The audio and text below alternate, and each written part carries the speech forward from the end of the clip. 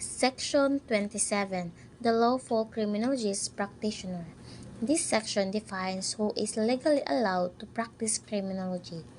It separates the practitioner into two categories: the individual or natural person and the organization or juridical person. The natural person or individual is registered criminologists must have the valid registration, certificate, and ID from the board and commission. Foreign criminologists most valid temporary or special permit issued by the board and commission. The second one, the organization or juridical person. Single owner and staff must be registered criminologists. Partnership registered with SEC as a professional partnership. Corporation registered with SEC and engaged in criminology. All officer and director must be registered. Association and corporation registered is a non-stock corporation with the agency. Most officers and members must be registered. Overall, the organization must also register with the board and commission. Seal for Criminology Profession Section 28. There's a official seal for criminology practitioners distributed by the board through the Accredited Professional Organization or APO. For example, seal usage. A registered criminologist in the Philippines might use the official seal on professional documents or certifications symbolizing their legitimacy and registration. Foreign Reciprocity Section 29. Foreigners can practice criminology in the Philippines only if their country. The latter has prescribed and charged therewith to the following: registered criminologists from foreign countries state whose services are rendered either for free or a fee. If they are internationally known criminologists or expert in any branch, specialty, or allied field of criminology, and if their services are urgently and importantly required for lack or in the Indication of Numbers Section 31. Criminology practitioners must include specific details on documents they sign or issue related to their practice, such as certificate of registration number and issuance date, expiry of professional identification card, and accredited professional organization membership number, date, official receipt number, and payment type. Next, roster of registered criminologists, Section 32.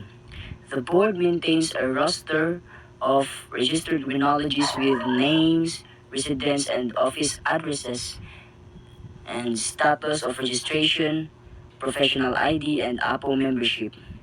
Essentially, this section outlines documentation requirements for practice and the maintenance of a professional registry for criminologists in the Philippines.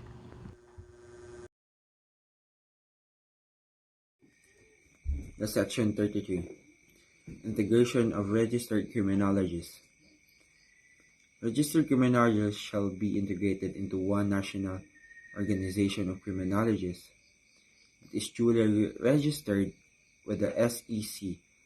The board, subject to approval by the Commission, shall be accredited the organization as the one and only integrated and accredited national organization of criminologists, provided that its continued accreditation is subject to compliance with the periodic requirements and standards set forth by the Commission.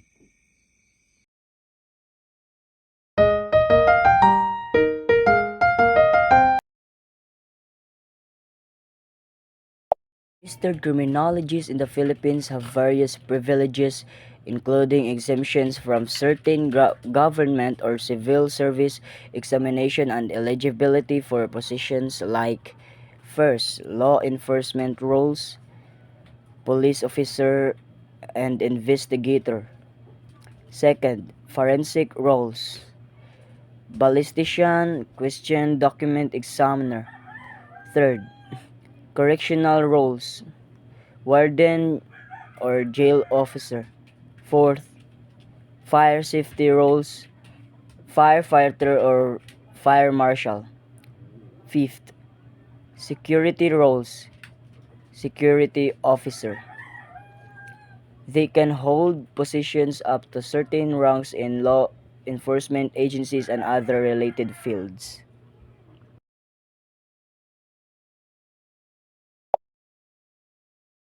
5.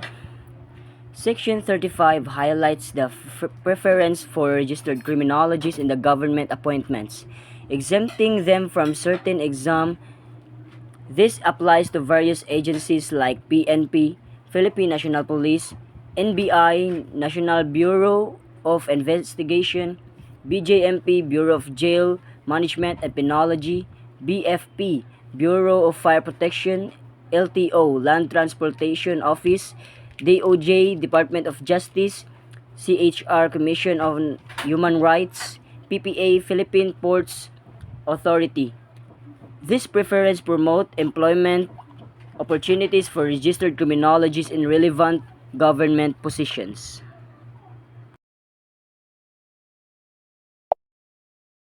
Section 36.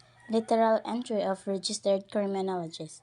Registered criminologists not is government service or for literal entry as police, fire, or jail, inspector, or NBA, or etc., provided they meet the general qualification for those positions.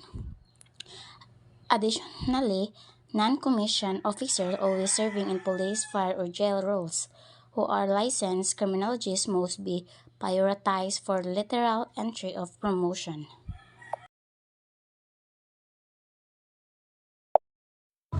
Penal Clause, Section 37. A violation carries a fine of 100,000 to 500,000. Priority of appointment. Licensed criminology are given priority hiring in law enforcement and government agency related to criminology, correction, security, investigation, and public safety. Examination waiver. They do not need to take entrance or qualifying exam for this position. Coverage.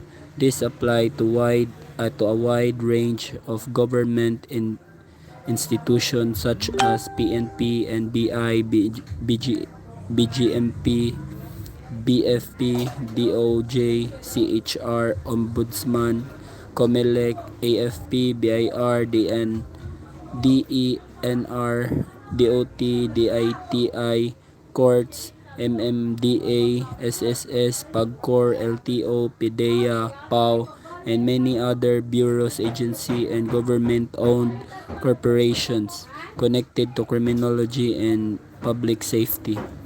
In short, registered criminology are given hiring priority and exemption for many government law enforcement and justice related position, and violation of these prevention result in a hefty fine.